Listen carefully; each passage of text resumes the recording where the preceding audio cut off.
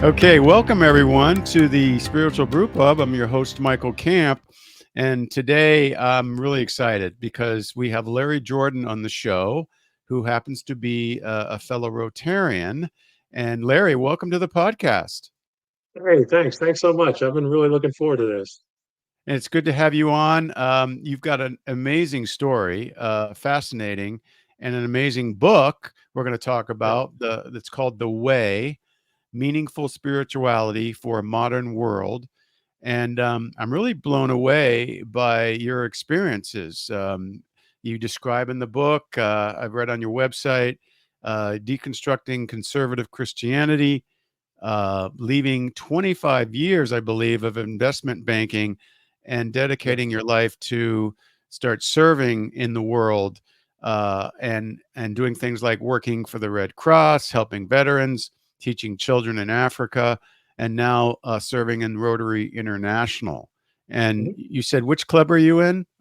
In Downtown Arlington, Texas. Arlington, Texas, right. So, yeah, I'm in a Rotary Club as well. And Yeah.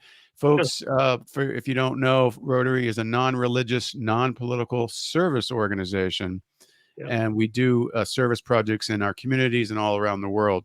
Um, so, also, your journey was all in the context of a spiritual journey that landed you, I believe, correct me if I'm wrong, following Jesus outside church, but with a Zen practice. Yes, sir. So that's very intriguing. And we're going to learn about how that happened. And, we'll see more, learn more about your story. And also, you're also learning and experiencing a lot about Eastern spirituality as well. So, Yeah. let's start with the book. Why did you decide to write this book? What's your goal? Well, it's a legacy project for me. What happened? I grew up Catholic, conservative. Voted for Ronald Reagan, all that, and I got to midlife, and I wouldn't say I had a crisis, but I started thinking, um, my taking hand is a lot stronger than my giving hand. And if there's a karma out there, my karma bank is like way overdrawn. And, I say that because my wife and I have been married for 40 some years. My parents are still alive. My kids are launched. I had, a successful career and some financial flexibility. So I just thought, I really should be doing something different. And then the planes hit the buildings during 9/11, and I Right. started wondering about Islam, not from a spiritual standpoint, just from a political standpoint. And as I did that, I kind of realized, well, gee, I'm learning about Islam. I'm liking Islam. I'm really not as familiar with my own tradition. I go to church, every week. I'm as rigorous as the next person, but I really don't know why I believe what I believe or where it came from or so. It just one thing led to another, and when you study religion, I started, kind of at the beginning, and so you end up studying philosophy and history and theology and psychology and the physical sciences, and from the standpoint of my deconstruction, the first thing that fell away was like, oh, darn, fl- global floods and talking snakes and virgin births and physical resurrections. Those are things that appear in a lot of other mythologies, and we call them mythologies. We don't call them history like we do in Christianity. And so I started really questioning some of the literal things in the Bible. And then some of the really fundamental doctrine, and I'm talking about the Trinity and original sin and substitutionary atonement. As you probably know, it was man-made. It was guys hundreds of years after Jesus' death, trying to, make sense of his impact on the world. And then, I was Catholic, and it's a slightly different path than probably most of your guests. I mean, we have a book called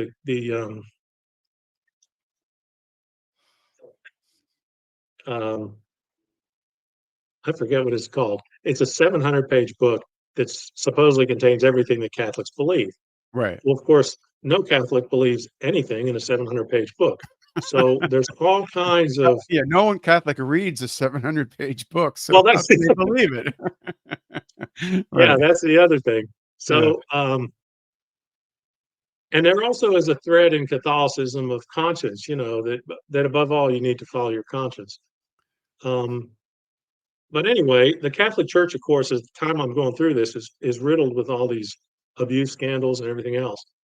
And and they have troublesome positions on LGBTQ and the role of women, and the whole thing. So I did this really to learn about Christianity, thinking I would confirm everything that I believed, and finding out this is all a lot squishier than I thought it was. The Bible is not as reliable as I thought it was. The doctrine is not as solid as I thought it was. The practices are not as Christ-like as I thought they were. And I'm talking about it today. I seem really calm and collected and happy, joyful even about where I am. But it was really difficult to sort of destroy my belief system. And I started a couple things at the same time. Um, I started reading about the mystics, and I'm talking about people that look for direct experiences of ultimate reality. What Christians call God. And I found that across all these traditions, people had these really compelling transcendent experiences that were impersonal, unitive, benevolent. It's like people, they don't see Jesus, they don't go to heaven. There's no sense of distance between themselves and God. It's like they don't even know where their hands begin and end. I thought, well, that's kind of interesting. And then the Eastern religions, and I'm talking about Buddhism and Hinduism and Jainism and Sikhism. They're on a whole different orientation. In Christianity, we're all about the person. I'm a person. God is a person. We have a personal relationship. On earth, you know, um, I'm gonna maximize my personal gain. I'm gonna maintain a personal relationship. I'm gonna worry about my personal salvation. And in the East, it's like, what's all this person stuff? There's a oneness. There's not really separation between you and God or you and everybody else. And then I studied the physics because that starts to sound a little woo-woo, and maybe I lose people. But the physics says no, no, that's how the physical universe is. It's not discrete objects; it's a field. The table is not as solid as we think it is. The air is not as empty. Space and time are really space-time. Matter and energy are two sides of the same coin. Two particles can be entangled and have what Einstein calls spooky action at distance. They could affect each other instantaneously. It's faster than the speed of light across the universe. And we are not observers of an outside universe. We're right in the middle of it. We're participants, and we affect, the things that happen around us. And because of this idea of the midlife crisis, and I need to be giving more than I'm taking. I was doing a lot of service, as you mentioned. I went to Africa for a few weeks. I spent a year raising an infant grandson. I did camps for kids with cancer and muscular dystrophy. I did Mhm. 1,000 tax returns for poor folks. And I was just immersed in the human experience. And it was like very reinforcing of, in the old days, as a conservative Republican, I would have said, well, everybody can get a job. Uh, People that are in bad situations, they just made bad choices. And that's just not true. That's a very privileged way of looking at the world. So I just, I changed my politics, my spirituality, even my personality. And so that's a long winded way of getting to your question. The reason the book came about is my kids confronted me one day and basically said, Really? yeah, they said, what happened to you? Yeah. I'm like, well, what do you mean? And they said, well, you used to be this type A investment banker. You're all about closing deals. You were conservative. You were kind of a rigid guy. And look at you now. I mean, you're warm and fuzzy. You You're cry better. more. You laugh. Hmm? You're better. I'm better. That's what they Yeah. said. You're better. You laugh more. You cry more. You have Yeah. more friends. You have deeper Right. friendships. You have joy in your life. Whatever you're doing, more people need to do. What did you do? Right. And I said, well, I couldn't tell you. This was a throwaway comment. I said, Yeah. I couldn't tell you in a sentence. I'd have to write a book. I And they write a both book. said, Yeah. Okay. write a book. Yeah. There you go. So bad news and good news.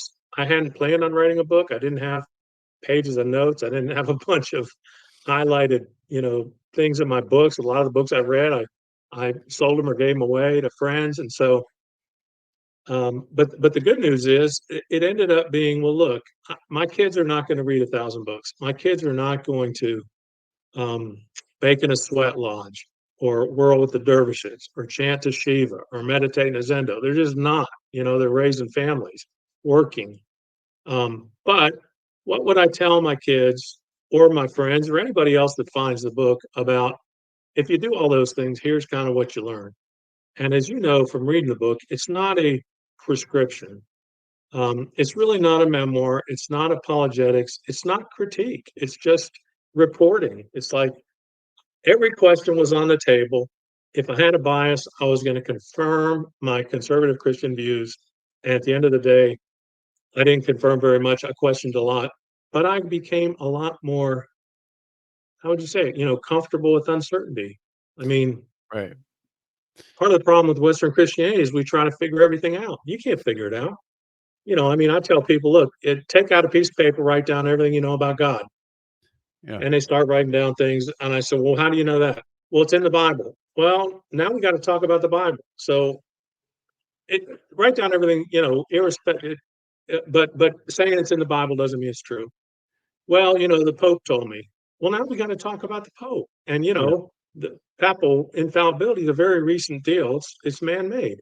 So write down everything you know. And so the best you can hope for is somebody said, I had an experience. And most people's experience of God is something like, it's not the transcendent, eye popping, where does my hand end kind of experience. It's somebody that says, I think God told me to move to Dallas, or maybe it was Denver. It didn't really come through Right. that clear. Right. It's like, Well, well, deep cities. Yeah. but the Okay. point is, um, we don't know anything about God. We don't know if there is a God. We don't know if God is a person. And in the East, again, the whole idea of personhood is kind of, they'll say, look, yourself is a construct. The reason you're Michael Camp and I'm Larry Jordan is because of the chemistry you're born with, the conditioning you had, the experiences you've had, a little bit of things that seemed random that happened to us. But none of that is, there's not an essential Larry Jordan that has always been a certain way. Everything that I identify with, I'm a grandfather. Well, you haven't always been. Well, I'm a retired guy. Well, you haven't always been. Well, I'm Right. warm and fuzzy. Well, you haven't always been. Right. And so, you know,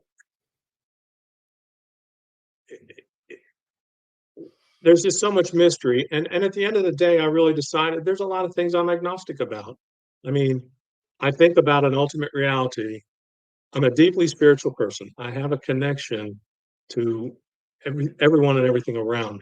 And it's in a much a deeper thing than I had when I was going to church. But I don't know if what I call ultimate reality is personal. I kind of don't think it is. I don't know if it's supernatural. I may just feel a natural connection to a natural universe that's all interwoven. Right. That's cool. I don't know if I kind of think Jesus was a historical person. I think many of the things in the Bible are reliable. I'm a guy that took Jesus seriously enough. I mean, I quit my job and sold my house and spent the rest of my life in service. So I take all this stuff pretty seriously. But if you ask me, was Jesus born of a virgin? Kind of don't think so. It wasn't in the Yeah. first gospel. Right. So, Does it matter to me? Does it yeah. matter? He impacted 2 billion people over 2,000 years. I don't really care how he was born. I don't care if it was a physical resurrection. It looks like a vision to me. I don't care. It was a vision that affected 2 billion people. Yeah, that's a really good point is because most people in conservative or popular Christianity really focus a lot on what they believe. What is the creed of our church? What is our statement of faith? What do we think the Bible says?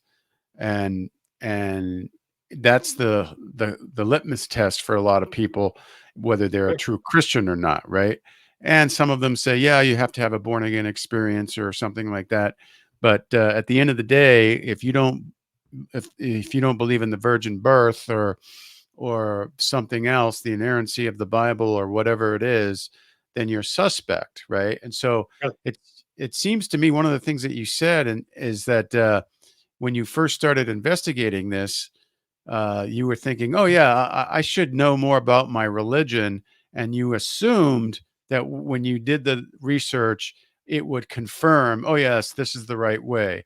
But that's not what you found. You found a whole bunch of things that didn't line up. What are some of the things that you found that didn't line up? Well, it's an interesting exercise to line the Gospels up, that because the Gospels is really all we have. I mean, there's very little mention of Jesus outside of the Bible. So you line them up in order, and the Gospel of Mark is the first one, not written by an eyewitness, written I don't know, 30 years later maybe. No birth account at all, no post-resurrection experience. And when they said, "Who are you, the Messiah?" He says, "Well, don't be telling people that." So it's a very human Jesus. And then, with Matthew and Luke, there's sort of a Jewish gospel and a Gentile gospel. They emphasize Jewish themes and Gentile themes, respectively. They have different genealogies, different birth narratives, different post-resurrection experiences. And the post-resurrection experiences are along the lines of, well, they didn't recognize him at first. He walked through a wall, he appeared and then disappeared. Um, and then in Paul, which is the earliest testimony we have, he said 500 people saw him like I saw him. And of course, Paul saw him in a vision. So I've never, I've never heard of anyone else who who appeared in a vision that was so compelling that it changed history. So I don't belittle that at all, but I'm saying it sure doesn't sound, even from the gospel accounts, like it was a reanimated corpse. There's also a really troubling gap in the early history of Christianity. I ask people, well, who was the leader of the Christian movement after Jesus died? And it's not a trick question. And my Catholic friends say, well, of course, it was Peter. He was the first pope. Well, no, there's no evidence that Peter ever Right. lived in Rome, was ever bishop of Rome, Mhm. was ever the leader of the community. And my Protestant friends say, well, I know he's kind of off the rails a little bit, but Paul sure had a position of influence. Well, Paul wrote a lot of letters, but when Peter and Paul got into a dispute, they went back to Jerusalem and they talked to James, the brother of Jesus. Mhm. And if you look at it, James ruled over the Jewish Christians, all the Christians at the time were Jewish, ruled over the Jewish Christians for 30 years. And then around 60 or 70 AD, he was martyred. Jerusalem was sacked. The Christians went one way and the Jews went the other way. And now what we think of as early Christianity, if you read a book about Christianity, talks about the apostolic age, there's a gap, and then there's the Council of Nicaea, 300 years. No mention of James. I mean, most people don't know who James is. My Catholic friends still say, well, that can't be. Jesus didn't have any brothers and sisters. I don't Right. know. It says so in the Bible. It It says says so in that the it Bible. actually says that in the New Testament. There were brothers and sisters, yeah. Of course, of course. Right. So, but the point is, there's just a lot of things that didn't add up. The divinity of Jesus. Um, One of the earliest sources is called the Didache, Yep. and it was like the first catechism. And there's only one mention of Jesus in the Didache. It's in a prayer to the Father, where they say, "Your faithful servant Jesus." It's like it's like invoking a saint in the Catholic Church. I know he's not God, but he's close to God, and so I'm going to invoke Right. his name when I pray to you. Right. And so I really think, I'm just almost certain, because the Jews are such strict monotheists, because there's no historical record, and because the record that we have in the Didache, which is like 90 AD, 50, 60 years after Jesus, doesn't say anything about the divinity of Jesus. So I think it was a Gentile thing that that as Christianity and Judaism split off, the Jewish Christianity was no longer headquartered in Jerusalem. James was gone. There was this leadership vacuum, and so we have what we have today of a really elevated, like, Gospel of John view of Jesus. And James there's a book in the Bible that's attributed to James. We don't know if James wrote it or if someone wrote it in his name, but people describe it as, well, it's kind of a Sermon on the Mount, kind of a letter. There's nothing about virgin birth, there's nothing about physical resurrection, there's nothing about the divinity of Jesus. So much so that Martin Luther wanted to rip it out of the Bible after 1,500 years because it didn't agree with his theology. So Yeah, that's a I really just good think that, point. Yeah, go yeah. ahead. So I just think that things really sort of got off track. And, you know, Bart Ehrman, who's really a good New Testament scholar, now an atheist, used to be an evangelical. He talks about proto-Christians. He says, it's not like, as soon as Jesus died, everybody basically adopted the 600-page Catholic Catechism. It doesn't work that way. You know, we tend to look backwards into history and project our own thoughts into the past. But Yeah, there's a I don't think. Go ahead. no, I was just gonna say I agree with you, and, I wanted to add a couple things to what you're saying Sure, is sure. basically, uh, many of us who have deconstructed, in my case, evangelicalism, not Catholicism, Mhm. have come to the same kinds of conclusions, where, we realize that, the scriptures or the gospels, the letters of Paul, etc., uh, we're taught to look at them in a certain way as if they are an infallible, inerrant rule book, and everything is right exactly. You can't question it. But then we find what you're discussing. There's some contradictions and some things that seem to don't align, and you realize, if you're really open-minded about it and you look at the scholarship and you look at the history, you realize that the Bible is just it's a human book. Now, we might see some of God's fingerprints on it. I think I do, and some of the content and the ethics in parts of the Bible, particularly Jesus's teachings. But they weren't lining up everything exactly, and it's okay for us to look at it and go, this doesn't line up. I don't think that's exactly true. And it's okay to say, I don't think I believe in the virgin birth because of X, Y, and Z, or I don't see evidence for this. And it's a perfectly legitimate thing to do that, because that's exactly what the Jewish people were doing too with the Old Testament. They Still were are. Yeah, debating about it, still are. and uh, they weren't saying everything was perfectly true and fact based. They were debating about it themselves. And in fact, the Bible critiques itself. The Old Testament actually has portions that critiques other parts of the Old Testament. Mhm. So I really think this way of looking at the Bible um, um can really freak people out who have been raised to think of it as a rule book that's infallible. But when you stop and relax and breathe and kind of look at it this other way, you realize actually this is a more historical way of looking at it. But on the other hand, and I think you would probably agree, that doesn't take away with some of the profound and ethical teachings that you find. I mean, you say you're a follower Right. of Jesus. Why is that? Because, what do you see in his writings or in what people wrote about him that's worthy of following? Well, What do you it's unconditional love. Yeah, it's Yeah, unconditional love. It's and I would say this too. It's sort of even bigger than that because y- you know I live in Texas, and there's a lot of people say that Texas is the best state in the world to live in. And I say, well, what other states have you lived in? I really haven't lived in any other states. I was fortunate to be born in Texas. Now you can go to church and have that conversation too. I'm a Christian. It's the best religion in the world. Well, what other religion have you practiced? Well, I've right. never practiced any religion. Right, right, right. And when you Yeah, look at the other religions, virgin births, divine sonship, physical resurrections. These are the global floods. These are common mythologies that take place all over the place.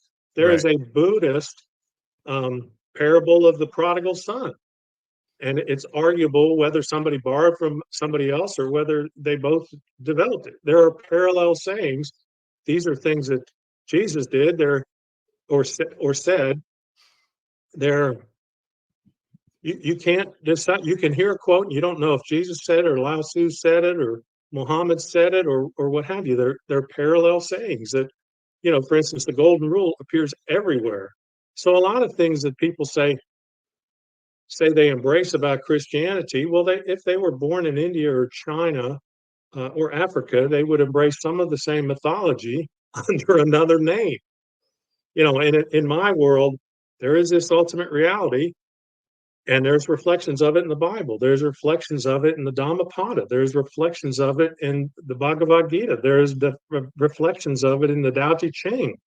And I see religions as different languages for explain, and this is not original to me, different languages for explaining the same reality. And it's just like French and German. Some languages, are better at some things than others. Christianity is a language of love. Judaism is a pretty intellectual language.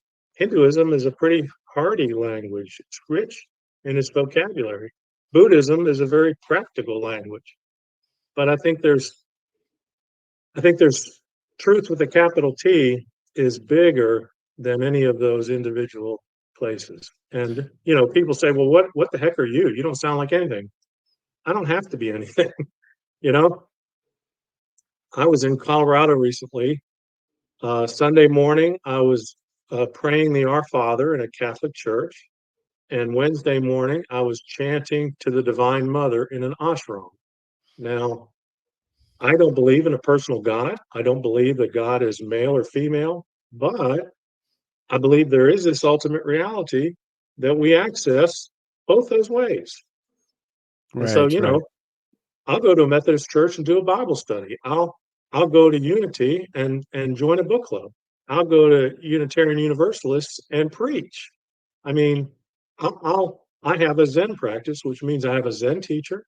I do meditation, and I have what's called a koan practice, where we don't learn doctrine of Zen, we learn the way that we think in Zen, and it's absent of doctrine. If you ask the Buddha, well, I won't put words in the Buddha's mouth. If you ask a Zen teacher, is there a God? He says, I don't know. That's kind of a speculative question. Nobody knows. What's the meaning of life? Um, do you realize he's going to answer the question? Do you realize that you're connected to everyone and everything? Where do I go when I die? Are you here now? I mean, that's the more important question. So all the things that Christians sort of tack on the wall and say this is what we believe, other religions are about practice. They're not. There's no Yeah, Buddhist creed, there's no Hindu creed, and other religions are like, well, look, it's not, we all have beliefs, but we don't venerate beliefs the same way that right. Christians do. That's a really good point. And in my studies, uh, the early Jesus movement did Hmm. not focus on the creeds or the beliefs, the statements of faith. They didn't, have like you said, right after Jesus left, they didn't say, okay, take down the doctrinal book now, and it's got Yeah, virgin birth and Trinity and the yeah, right view of Christology and all this stuff, the inerrancy of the Bible, penal substitutionary atonement. You don't see that in the early years during and after Jesus. In fact, historians say that Christianity, the way we think of it, most people think of it, didn't really start existing until 200 years after Jesus, and then became yeah. full blown in the 4th century and 5th century, and then tweaked by the Protestants later on. So in the beginning, there wasn't the same thing that we think of as Christianity. No, And you also mentioned that Luther didn't want James in the Bible. He actually also wanted to grade the scriptures, and he thought Hebrews and James, and I think one or two others, should be secondary, and they're not as yeah, inspired as the others. So even one of the major reformers didn't look at the Bible the same way that most Christians look at the Bible, which is very interesting. But I just want to drive home this point you make in the book and you're making now, is that there's a difference between what we call orthodoxy which is the right belief, and orthopraxy, which is the right practice. So, how would you describe the differences from that, and why is orthopraxy the best route to follow? Because that's where you encounter unconditional love in what you do, not in what you think. Right. So, that, when I go, drive guys to VA or do somebody's tax returns or teach school in Africa, honestly, nobody gives a shit what I think, but That's they right. care very much that I'm there doing it. Yeah. Right. And most other religions are about be a good person. There's people in Christianity say, well, that sounds like works. So what? Jesus was asked, "What? How do I get eternal life?" And he said, "Well, follow the law." It sounds kind of Jewish. Of course it does. Then he said, "Be a good person." That almost sounds Catholic. That was distorted, just like Protestantism was distorted. But and then he said, "Okay, sell your stuff and follow me." Well, nobody does that. Everybody says, "Well, I've accepted Jesus as my Lord and Savior." Or my Catholic friends say, "I go to mass every week." Yeah. But how do you live your Those. life? How do you live your life? Exactly. And then And Jesus, there was, like you say, there was no creed, there was no Bible, there was no right. clergy. Right. No, there People was say, no well, I want to go back to the original Christianity. Let's go. yeah, It's right. Yeah, orthopraxy. then you'd have to leave church, and all the professional clergymen and pastors would have to quit and get regular Exactly. jobs. Yeah. So, but actually, the title of your book, The Way, was what they were called. Even the book of Acts says this. And it meant the way, not a way of belief, but a way of life, right? Exactly. And that way of Exactly. life was unconditional love, love for neighbor, even your enemies, Service. Yeah. nonviolence, Yeah. stop your retributive eye for eye, tooth for tooth ways of living, and show forgiveness. And I think also Jesus talked about the fact that we really aren't separated from God, but I think that got twisted. What's your take on that? Well, how did you? What do you think Jesus was saying? Does he line up with some of the Eastern teachings, or I is he think he different? does. I think he does. Now there are people that say, "Oh, well, when he was young, he went to the East and studied in India." There's really not any. There's not any evidence of that. It's just a black hole. Maybe he did, maybe he didn't, but I wouldn't assume it. But he says you can do greater things than I've done. I want you to have the same relationship with the Father that I've had with the Father. Um, you know, there's sayings in the Gospel of Thomas that are very, which I know you've covered recently. Are very non-dual, what we call non-dual, no separation. Hmm. And even talking about God as the Father, I don't know if Jesus thought of God as a person or whether he just had to use that language because that's all that's available. Today there's people who think God is consciousness or energy or love. Jesus could not have said, well, think of God like you'd think of the quantum field. I mean, he just couldn't have said that, Right, right. but so yeah, I think that, yeah, So, a lot of the sayings that he has, it seems to me that are I don't know. We have a theology, and then we read into it instead of looking at what Jesus said and then deriving theology from that. So sometimes that seems like that's what's happening. I And completely agree. yeah, and so when you go back and you listen to what Jesus said about, I am in the Father, and you are in me, and we're all he was basically saying we're all connected, and there is no separation.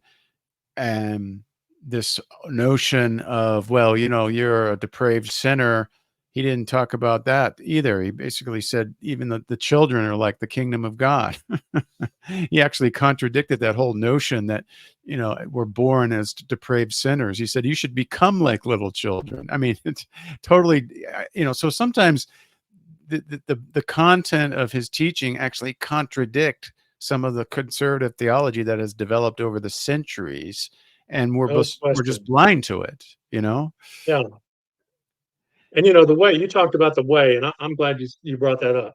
Jim Palmer, the first thing he addressed in the forward, he said, when this guy talks about the way, he is not talking about a narrow way. He's talking about a way that's reflected in all these different traditions. And, Buddhism talks about the way. Taoism, the Tao is basically translated as the way. The way Okay. is in the perennial philosophy. It's the common thread, you know.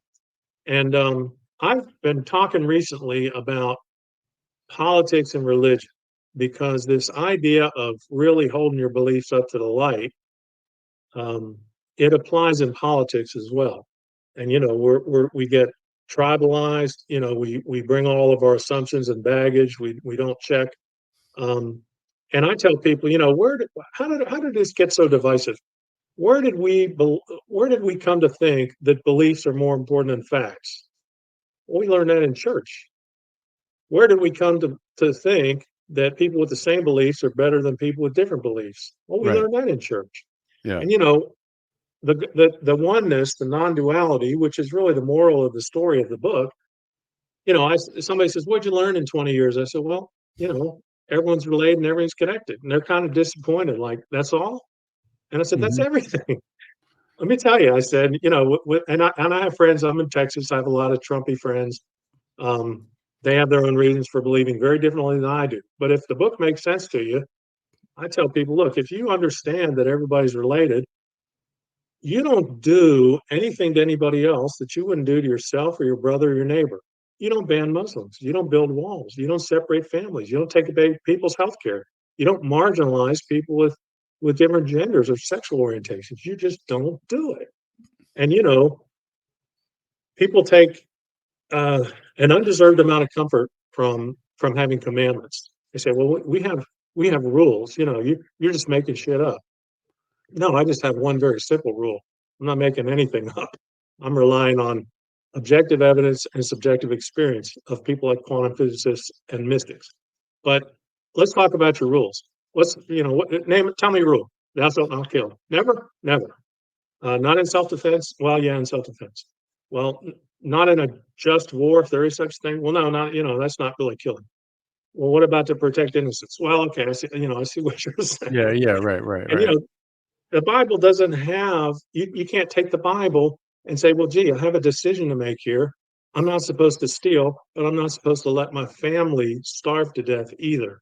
What am I supposed to do? Right. And if you have a Yeah. general rule, if you have a general rule of I'm gonna help the most people and hurt the least people, and I'm not gonna consider my own interests above or below anybody else's, well, you'll get to the right answer. Yeah, you get to the right answer, and then I think what you're describing is love. If you love your neighbor as yourself, if you have empathy and compassion for others, then you'll get to the Yeah. right answer. And the right answer, you know, well, during the time of the Nazis, Corrie ten Boom, his family decided the right answer was to lie to the Nazis, even Of though the course. Bible says do not lie. Because Yeah. they thought protecting the people in our attic is more important than telling the truth in this case, you know? So, um, I think one of the things that you bring out is that you you still say you follow Jesus, but you do it with, Zen practice and maybe some other Eastern spirituality because 'cause you've seen how they relate and how would you respond to someone who say, Larry, there's really only one way, and it's Jesus, and you can't mix it with other religions? Well, I would say two things. First, I'm not mixing anything. I'm well aware, for instance, in the East, there's not an idea. Time is cyclical, it's not linear. There's not a beginning of time or an end of time. And they don't think there was necessarily a creator or a single point of creation. So if I'm gonna I'll never answer that question of whether there was a creation and a creator or whether we live in an eternal universe. But I know they can't both be true. So so I can't accept a belief in one religion that contradicts a belief in another religion. Right. Um, and as I say, I'm agnostic about a whole bunch of things. And people say, "Well, do you ever conflict your own beliefs?" No, because I don't have that many beliefs. You know, ask me if God exists. I don't know. I think there's an ultimate reality out there. Is it personal? I don't know. I don't think so. Is it supernatural? I don't know. Probably not, but I'm open to it. Like I say, is Jesus born a virgin? I don't know. And if somebody says, well, you have to decide, Why do I have to decide? No, right, right. Yeah. And then Why? actually Jesus taught that you don't have to decide, you just have to live a life of love. I mean, he basically That's right. he has there are some parables in the gospels that say, he's God is judging people by how they treat their fellow human beings, the marginalized, the poor, the oppressed in particular. And those people are commended, and those people who don't other people who don't do that, they're actually, and even if they claim to be religious, Of are course. are Yeah. are saying, no, you don't measure up, you need to change, you need to repent. Well, So two other things, and this is important. I mentioned that I go to ashrams, I go to Shinto centers, I right, go to right, Buddhist centers. Um, I have fluency in one or two religions, but I have sort of conversational ability in a bunch. And so I'm welcome in a lot of places. Now, I'm not welcome in some Christian churches. I say I'm a right, follower of Jesus, I have a Zen practice. Well, and they start, well, this is what we believe. Is this what you believe? No. But isn't that okay? If I tell you I'm a follower of Jesus, that I believe everybody's related and everybody's connected, and I live my life according to unconditional love, am I welcome at your church? And you know what people say? They say things like, "Why would you want to come to our church if you don't believe what we believe?" right. Why do they do that? Nobody asked me at an ashram, now, do you believe that Shiva is a member of the Hindu Trinity, second only to Brahman in the hierarchy, and that he has avatars? No, because when I walk into an ashram, they say, you are welcome at our ashram. Anyone that wants to worship ultimate reality, however they conceive of it, is welcome here. But in Christianity, people feel like, hey, I'm not sitting next to somebody who doesn't have exactly the same beliefs I have. There's another, it's really disturbing because when you're hitting a nerve when you talk about people saying, well, you're not really Christian. I was at an author event at a public library, and a guy comes up and says, well, what's this book all about? And I tell him about three sentences. He says, have you accepted Jesus as your Lord and Savior? I said, well, you tell me, this is how I live my life. This is how I was inspired by the Bible. Well, it doesn't sound like it, and he Yeah, communes with right, spirit and he right. says, yeah, you're going to hell, friend. I'll pray for you. And Oh, the let me God of say this, love is going to send you to hell. Okay. yeah. And see, again, I've never had a Buddhist friend. I've never had a Jewish friend, never had a Hindu friend, never had a Jain friend. Nobody ever says, hey, listen, you're going to hell. Nobody says you got to believe what I believe. They're all respectful enough to say, hey, religion is cultural, theology is speculation. Nobody knows. Come with us. And we had spent a few days with some elders of an indigenous tribe from Colombia, and they're very they're very oriented towards nature and this connection. And they consider themselves not in a superior way, but in a helpful way, as maybe being able to bring light to the world and tell everyone how connected everything is, because they witnessed firsthand deforestation and destruction of indigenous cultures and exploitation of resources, strip mining, the whole bit. So at the end of the 3 days, somebody asked them, "What is the greatest threat to your culture, to your way of life?" And they said, evangelization. Oh, I see. Okay. Now think about that. Think about that. That the people that you're knocking on somebody's door, trying to tell them that they're a sinner and they should believe in Jesus, and they said, well, I just don't get it because I, I I revere my ancestors and you revere a bunch of European saints, and I find my connection to ultimate reality in nature, and you find it in a building. And I find it in living a life of unconditional love, and you find it in believing, statements that originated with fourth century theologians. I mean, uh, I've come to appreciate when I wrote the book. It was for my kids. It was reflecting on what I learned. I knew that it had the power to transform because it had transformed me. But after I started working the book and trying to get it out there and talking to people who might appreciate it, I really met a lot of people who are damaged by religion, organized Right. religion, Right. and particularly conservative Christianity. And so I, one of the real messages of the book is, you just need to hold all these beliefs just a little more loosely. You Right. know, there's a passage in the book talks about we had a visit from a friend of ours. He's a medical doctor, really smart guy. I've known him for, 40 years. He was a roommate in college. And he came to visit us in Colorado. He says, "Tell me about your book." And I told him about it. He goes, and he says, "I believe that the earth is 6,000 years old. The dinosaurs died in a great flood. We're all descended from Noah." And I said, "Well, wow." I said, "Now, we're at 8,000 feet above sea level now. Do you think the water came 8,000 feet above sea level all over the world? And I mean, if it did, where did all that water come from and where did all that water go? And how did those kangaroos, paddle all the way to the Middle East, take a boat ride, and then paddle all the way back to Australia? And why do we find dinosaur bones and human bones in different Right. places?" And Right. then I Right. said, but you know what? I wasn't here 6,000 years ago. I wasn't here 4 billion years ago. So you might be right.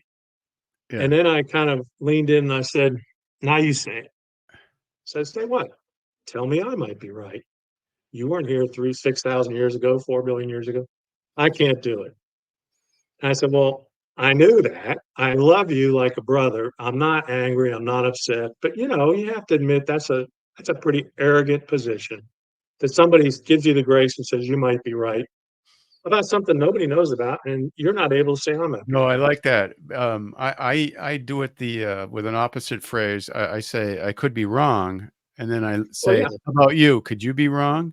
And yeah, and then that's right. they inevitably, if they're a conservative Christian or religionist, they definitely say, "No, no, no, I can't be wrong. I have the truth." Right? They can't say that because they know they would open up a door that, "Oh, if I could be wrong, well, then maybe you're right."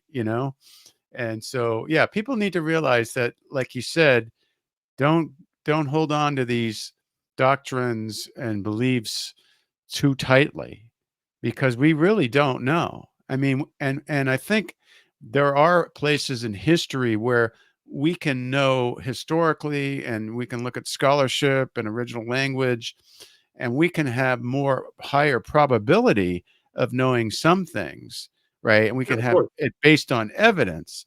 But at the end of the day, we still don't know, especially these esoteric kind of beliefs that are just kind of out there, like the virgin birth or the Trinity, how to define the Trinity and all the and other things that really are just or even the flood story, like you said. It's like I mean, how does that happen? Even though it doesn't line up scientifically, people still believe it. It's like, okay, well, why am I Yeah, being condemned because I doubt that? It doesn't make any sense.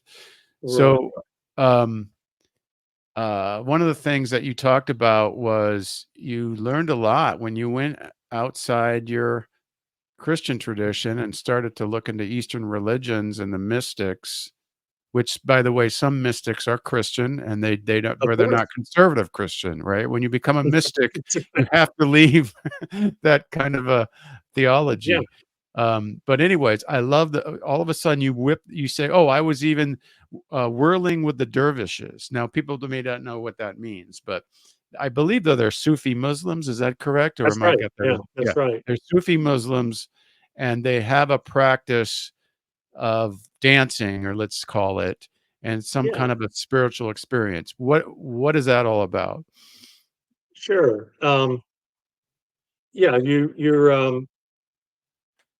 you're in a circle and you're kind of whirling, faster and faster and chanting.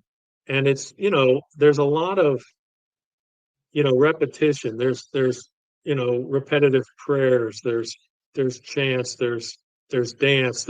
And those are all ways. There's mantras. Those are all ways of like cleaning out what's in your head. And so, when you're whirling around, and it's a sensual experience because there's sight and sound and color and people flashing by, and there's a sense of community, and I suppose it's similar to what you might experience in a Pentecostal church, but all of those experiences sort of drop the filters and allow you to maybe, I'm not going to say have a full blown transcendent experience, but maybe, maybe glimpse the mystery a little bit. Right. Okay. People So do. And I want to talk about that too. People have transcendent experiences with psychedelic drugs. Sometimes they have them in strokes and seizures. Sometimes they have them because parts of their brain are stimulated. Sometimes they have them in prayer or meditation. Sometimes they have them in nature. And I think those are all, it's related to the Sufi whirling. That's a time when your filters drop, and maybe you see parts of the world that you didn't used to see. When somebody doesn't know where their hand begins or ends, they're looking at the world on a granular basis. It's like a right brain only of, it's all creativity and intuition and everything's connected and it's not organized. Like if you've ever seen a stroke of insight, it's a YouTube video by a brain surgeon that had a stroke, and she, after she recovered, she recorded it, and she talked about her experience. And basically, the part of her brain that organized, it just it just went away, and she had trouble remembering her name and dialing the phone and all this stuff. But she had what she called a transcendent experience. She did not mention religion. She did not mention God. She just mentioned, hey, when the filters drop, that you're in the cosmic soup. You're woven into the fabric of the universe. And so, some of these experiences, and again, it's outside of the Pentecostal or outside of some of the ritual in the Catholic Church, or outside of like, um, uh, praise music, in a Protestant environment. There's not really that much room for ecstasy. I went to I used to be in the Disciples of Christ for a few years, okay. and that's a very tolerant discipline. But the ministers may or may not be, and the congregations may or not be. And in Texas, they probably are not, as liberal or tolerant as the denomination. And so they had a thing at TCU, at the seminary. They were going to talk about like one of the female mystics, and so I'm all excited, Oh, and I'm okay. sitting down Yeah. with my pencil paper waiting to hear about the mystics. And she talks about all of her writings and her place in history, and her service to the church and all this. And then she just waves away with one sentence. And she had these kind of crazy visions, but we don't need to get into that. Oh, I Like, that's see. the Yeah. person's whole story. That's the And whole when story. I talked to my pastor about it, he said, Christianity in particular, Protestantism even more so, very much a religion of the head, very much, not so much a religion of the heart, much more, as we've talked about, belief systems rather than practices, Right. thinking rather than doing. Right.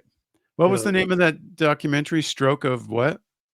Stroke of Insight. She wrote a Yeah. book, but Oh, right. the YouTube is really compelling. It's one of the most viewed videos Yeah. on YouTube, We'll and have to it's, check that out. We might yeah, put that in the show notes. But I think you that make would be some really, great. yeah. I think you make some really good points. Um, but what sometimes all we're doing in Christianity is just focusing on these beliefs, and like it's just head knowledge. But on the other hand, there's kind of a paradox, because we're not taught to think for ourselves. Though it always has to be, well, you have to embrace this doctrine, this belief system, this statement of faith, and don't think for yourself too much, because that way, if you do, you might go outside the doctrines, you might go outside the box, right? And I found that to be very true. And then I was in the charismatic movement for a while, and the charismatic movement, at the very least, there's a lot of focus on experiences. And I had Right. some pretty remarkable experiences in that movement. But Mhm. again, they have limits, and you can have an experience, but you can't go outside this box. And so they have their own way of like hemming you in, and not letting you come to your own conclusions, right? Everything has to be Yeah. go through the upper belief system, right? So, but uh, what I see in Sufism is it's really Muslims who wanted to experience God, right? And they branched out from maybe traditional Islam and started developing these practices to have experiences with God. Does that sound right? Yeah, yeah. And really, experience with God is what most religions are about. I mean, Right. I've had experiences with God in an ashram. I've had experience with God. Now, I don't call it God because that sort of calls up the personal nature and the guy with the beard and the creator and all this. But I've had experiences in all kinds of traditions. And um, my Zen teacher is a former Jesuit priest. Oh, He he really? Okay. studied he studied in Japan, and all the Jesuits in Japan studied Zen. So he left the priesthood. He's still a practicing Catholic, and he is a Zen teacher. Um, when I go to Colorado, there's a place called Crestone. It's in the book. They have a bunch of spiritual centers, and you'll meet somebody, and you say, well, so what? So what are you doing here? And they say, well, you might have seen me at Catholic Mass. I'm also at the ashram, for all the major festivals, and I'm on the board at the Shinto Center, and I go down and practice with the Sufi circle every once in a while. In other words, they at the level of practice, if you set the doctrine aside, everybody agrees with each other. Right. You know, a Sufi doesn't have necessarily a very different transcendent experience than a Christian or a Hindu. Um, they experience ultimate reality. Sometimes I was in a sweat lodge. This is an interesting story. I know we got to wrap up. Um, Somebody saw a white wolf. I didn't see anything. I was panic stricken. It's dark. It's hot. It's claustrophobic. So Where I was this didn't spend. now? Where It's was in this? Preston, Colorado. Yeah, in What a kind of sweat lodge. a sweat lodge? Okay. Yeah, yeah. So somebody saw a white wolf, and I asked the shaman afterwards, what is that all about? And he said, well, it's all energy, and we all receive the energy according to how our own frequencies are set. So there are people during ecstatic experiences see Jesus. There are people that see Krishna. There are people that see white lights or white wolves. Um, but when somebody says I had a mystical experience and I encountered Jesus, I always say, um, well, I know that you had a really compelling experience, and I know people all over the world have them, and I have no doubt. I'm not expressing any doubt about what happened to you, but I'm just questioning because I ask everybody, are you sure that was Jesus, or did you take a generic experience like people all over the world have and have always had, and sort of see what you expected to see? And I get two answers. One answer is, oh, I totally made it up. You know, I had a transcendent experience, but I'm sure I saw Jesus because I wanted to see Jesus. And the other common answer is, I don't know. I ask myself that all the time. When I Oh, when yeah, I right, have, this experience of Jesus right, right. very real to me, was it Jesus or was it a real experience filtered through my Jesus lens? I don't know. Well, But that's a good again, I yeah, get back to it. I don't need to know. If you had a compelling experience, if it was if it was Jesus in the flesh, or if it was some kind of energy that you interpreted as Jesus in the flesh, I don't need to know. I don't care. You were transformed by an experience with what sounds to me like ultimate reality. So good for you. right, right. And No, more people, I think more people need to say that. I don't need to know. yeah, that's a good point. Was there a creator? I don't need to know. Where did consciousness come from? I don't need to know. Right, Did did did human life, did life come about because somebody set off the charge, or just because the charge happened? I don't need to know. Doesn't affect my everyday life. right. Yeah, I always try to judge an experience by what fruit does it bring in the person's life, right? Does it bring more peace, harmony, love, a sense of we're all connected and you can love other people easier? Then that's good. If it brings, I don't know, visions of becoming a serial killer, I think we've got a problem, you know? Yeah, yeah, Right. right. So, it really is the fruit of the person's life that matters most. So, one more question before we wrap up. You also talked about the relationship between religion and science and how that should be compatible, but oftentimes it's not. What's your take there? Well, there's a book called, and you might put this in the show notes too, The Tao of Physics, TAO, the Tao of Physics. It's a classic. It's 40 or 50 years old. There are people that say, well, one or two things in there is a little dated, and I'm sure it is. But it gets across the idea that the way that the that the rishis and the swamis and the people in the East thousands of years ago thought about the world is not that different than the way that the quantum physicists of the 20th century thought about the world. If you saw, you know, the book about the atomic bomb last year, Oh, Same Time Oppenheimer. Barbecue, Oppenheimer. Oppenheimer. Yeah. Oppenheimer was a student of the Vedic scriptures, and the project was called the Trinity Project, not because of the Father, Son, and the Holy Spirit, because of Brahma, Vishnu, and Shiva. And the famous utterance, I am destroyer of worlds, Right. that's Shiva. And so the book, The Tao of Physics, and my book to a lesser extent, just makes the point that if you think about Christianity, and you and I have already talked about, well, I don't know if there was a creator. I don't know if there. I'm pretty sure there was not an Adam and Eve. That's not how new species come about. I'm pretty sure there was no global flood. So there's a lot of things in the Bible. I'm not sure. I'm pretty sure the world is not 6,000 years old. So as you page through this thousand-year-old document, you sort of say, I'm not sure that they really understood what was going on.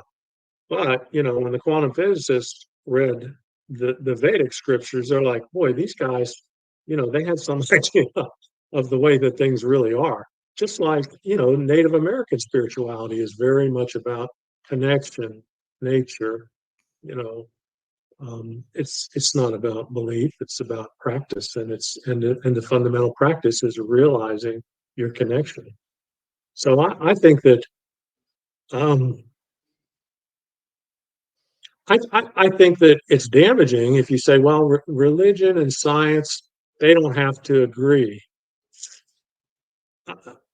I buy that, some people say, well, science tells us how the world works and religion tells us why the world works. I accept that, Yeah. I think Right. if you treat religion as a philosophy, but if you're trying to and my search was for truth with a capital T, and there was no stone left unturned. And I'd like to think that if there was any bias, it was a bias towards confirmation, and I was horribly disappointed.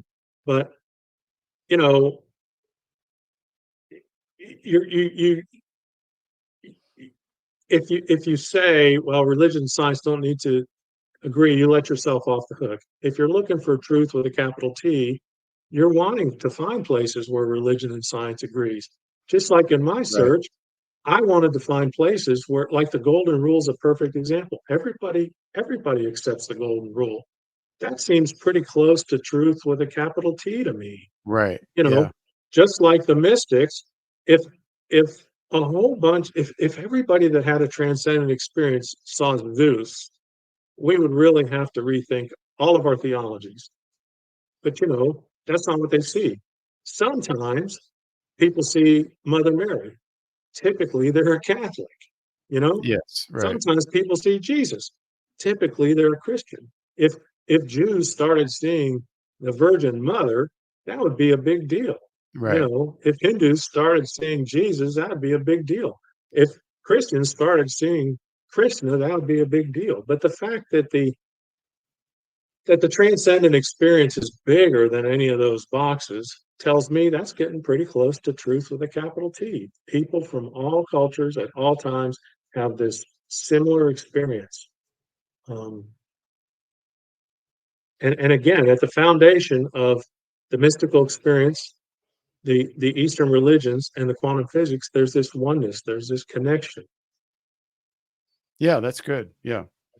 So we've run out of time, Larry. This has been a fascinating conversation. Thank you so much for joining us. Folks, we'll put some of these things that we've been talking about in the show notes, some links to the Tao of Physics and the Stroke of Insight and some other things that we mentioned. And where can people find your book? I know it's on sale on Amazon. Do you have a website too? They can learn about you? Yes. Yeah, yeah, it's on Amazon. It's also distributed through Ingram Spark. So if you walk into a bookstore or library, they probably don't have it, but they probably could get it. And it's appearing in more places. I have a website called Larry Jordan Author. Okay. Talks about the book. The book is called The Way: Meaningful Spirituality for a Modern World. I also I blog on Pathos, and the blog is called You Might Be Right, based on that conversation I had with a person with different views. And the blog kind of explores a lot of these topics and more, but kind of in the same vein of I'm trying to look at things, in a way where I'm finding a common way, where I'm looking across traditions, where I'm sort of integrating religion with science, and so that's gone really well. And I'm also trying to amp up my social media presence. I have right now a Facebook page. I sort of abandoned my Twitter, but I'm going to get back to it. I just set myself up on Instagram, and I'll start posting stuff there. So Good. you Okay. you should be able to find me. And Well, one other thing too, I really encourage people. There's nothing I like more than people send me an email and say, "Man, I just read your book. It resonated with me, or it challenged me, or I had a question I was going to ask you, or I think you missed the boat on this." I just love to hear from people. As you throw a book out there, you don't know where it goes, you don't know how it's received. So I get emails, and I've been on Zoom calls with people, and I just really like to hear from people that no, are I thinking agree. about it. I So, do the same thing. I love getting yeah, feedback. So, folks, we'll put all this information on the show notes, so you can even contact Larry if you'd like, and pick up his book. It's great. I read three-quarters of it. I have to finish it, but it's excellent. So, Larry, thank you again for joining us, and we'll stay in touch. And folks, yeah. listeners, stay tuned for the next Spiritual Brew Pub. And until then, enjoy responsibly.